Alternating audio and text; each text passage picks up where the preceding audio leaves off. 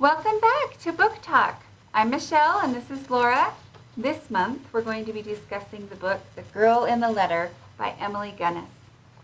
This is her debut novel and it starts out with a letter that I'm going to read to you.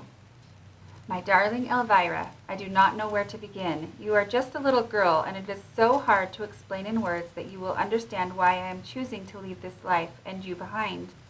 You are my daughter, if not by blood, then in my heart, and it breaks to know that what I am about to do will be adding to the mountain of hurt and pain you have had to endure in the 8 long years of your life. Were it not for you, Elvira, I would have given up the fight to stay in this world much longer. Ever since they took Rose away from me, I can find no joy in living. A mother cannot forget her baby any more than a baby can forget her mother. And I can tell that if your mother were alive, she would be thinking of you every minute of every day. When you escape from this place, and you will, my darling, you must look for her in the sunsets and the flowers and anything that makes you smile, that beautiful smile of yours. For she is in the very air you breathe, filling your lungs, giving your body what it needs to survive, to grow strong and to live life to the fullest. You were loved, Elvie, every minute of every day that you were growing inside your mother's tummy. You must believe that and take it with you. By now you will have in your hands the key I enclose with this letter. It is the key to the tunnels and your freedom. I will distract Sister Faith as best as I can, but you don't have long. As soon as the house alarm goes off, Sister Faith will leave the ironing room, and you must go immediately. Unlock the door to the tunnel at the end of the room. Go down the steps, turn right, and out through the graveyard. Run to the outhouse and don't look back. I'm so sorry I couldn't tell you face to face, but I feared you would be upset and you would give us away. When I came to you last night, I thought they were letting me go home, but they are not. They have other plans for me. So I am using my wings to leave St. Margaret's another way. And this will be your chance to escape. You must hide until Sunday morning, the day after tomorrow, so try and take a blanket with you if you can. Stay out of sight. Without any hope of freedom or finding Rose, I no longer have the strength to go on, but Elvira, you can. Your file told me that you have a twin sister named Kitty, who probably has no idea that you exist and that your family's name was Cannon. They live in Preston, so they will attend church here every Sunday. Wait in the outhouse until you hear the bells and the villagers begin arriving for the church. Then hide in the graveyard until you see your twin. No doubt you will recognize her, although she will be dressed a little differently to you. Try to get her attention without anyone seeing. She will help you. Don't be afraid to escape and live your life to the full of hope. Look for good in everyone, Elvira, and be kind. I love you and will be watching you and holding your hand forever. Now run, my darling, run. Ivy. So, pretty intriguing. yes, Right. it is. We're going to discuss a few of the main characters to help. First, we can talk about Ivy. You want to tell us a little bit about Ivy? Ivy was a girl who got pregnant in the 50s and was sent to live in this home for unwed mothers. Mm-hmm. And she was my favorite character. I skipped ahead to that. That's okay. She's a very, I don't know, you really feel for her. She had a really hard time.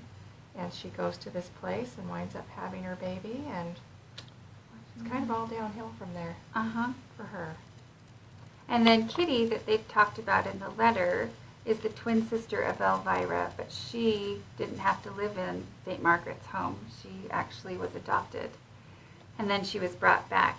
It's really fascinating, but she's a total main character. She's in her 60s, and she had a talk show that she did, so she's very well known in the community.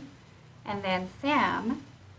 Yes, go ahead. Is 25. She's a reporter, and she's been working hard for this company, trying to move up the ladder, and she's kind of a single mother. She's separated from her husband, living with her grandmother, trying to raise her 4-year-old daughter, and she comes across this letter through her grandmother. Her grandmother had found it, and she becomes intrigued with this whole story and kind of becomes really consumed with trying to solve the whole mystery of who were these people and what happened, and so she gets really caught up in that. Yes, and so do we. So, which character did you relate to the most in the book?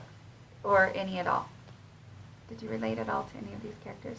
I don't know that I related to them. I liked Ivy the best. She was the most sympathetic character. I was more sympathetic to her. Mm-hmm. A lot of the other characters, most of them were not very likable, No. for me anyway.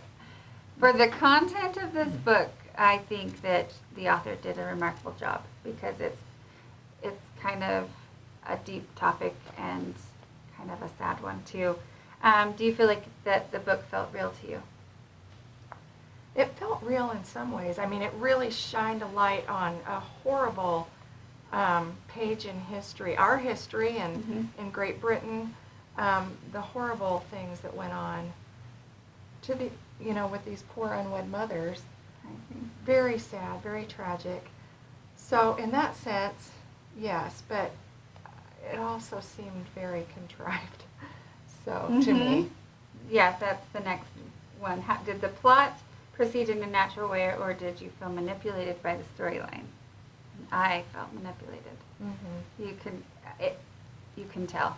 yeah, it had a lot of good about it. It Mhm. really draws you in.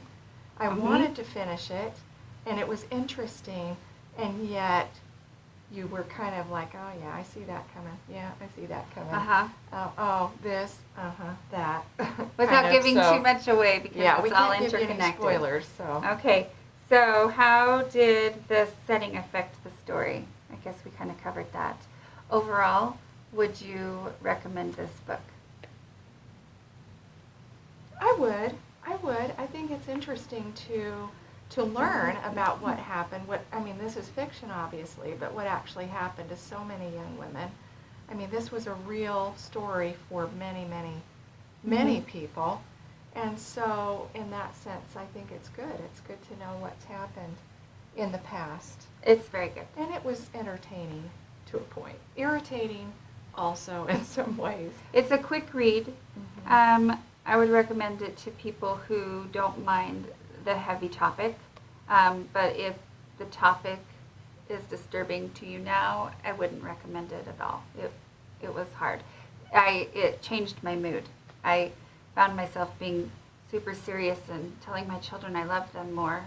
It's So- really dark in places, and it was hard to read, about how these girls were treated. It was very, very cruel and unkind.